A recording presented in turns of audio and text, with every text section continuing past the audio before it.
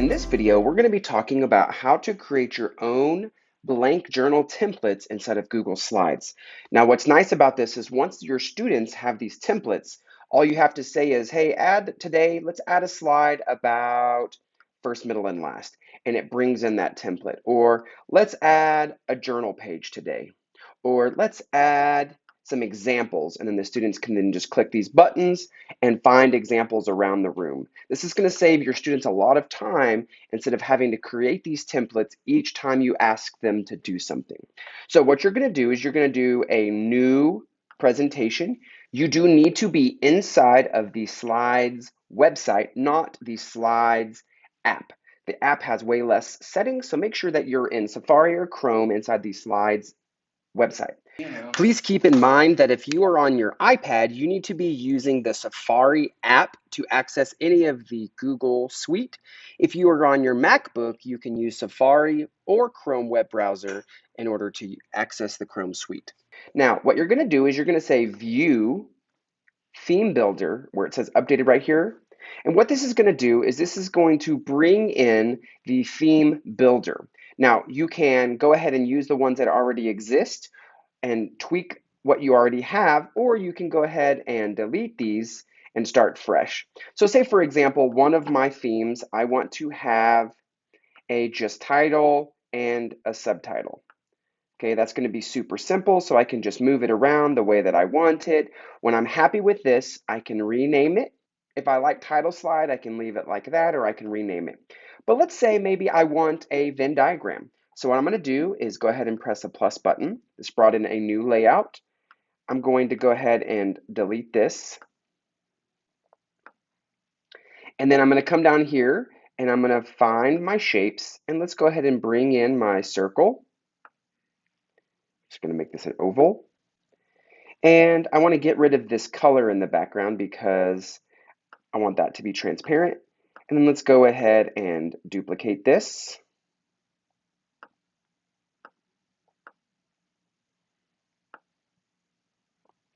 So here's my just very simple Venn diagram. Again, this is going to keep students from having to create this Venn diagram. I'm going to rename this Venn.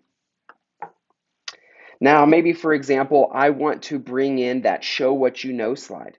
So I'm going to go ahead and do a new slide. Go ahead and delete this. And this time, instead of doing insert up here, you're going to see text and images have some extra settings. You have a text box. If you add a text box, it's going to be stamped there permanently. But you can do a placeholder, which means the students can sub out what that placeholder is for their own text. Same thing for images. I can add an image that's going to stay there or an image placeholder. So I'm going to go ahead and do a rectangle. And this one right here, just like this, is going to create this image placeholder. And again, I'm just going to rename this Show Me. Okay. Now, when I'm done adding some of these templates, you can see if I exit out of this. And when the students get this, when I press this little drop-down menu here, you're going to see those ones that I created down here at the bottom, the Show Me. So when the kids click that Show Me slide, now they have a Show Me slide. They can just click and choose the photo they need, or even better, just take a picture using their camera and replace it, and all of a sudden they've got that replaced, so it keeps the students from having to spend a lot of time trying to get those pictures and those images in here.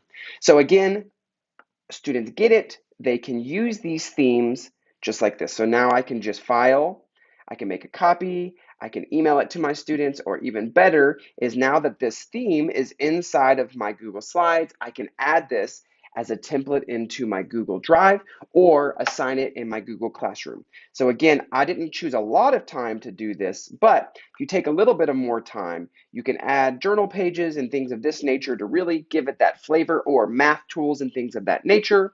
Create it as a template, and then the students just use this drop-down menu to choose the examples that you would like for them to use in this journal page. So this is a blank journal template that the students can then pull from and add those journal pages to their learning in the classroom.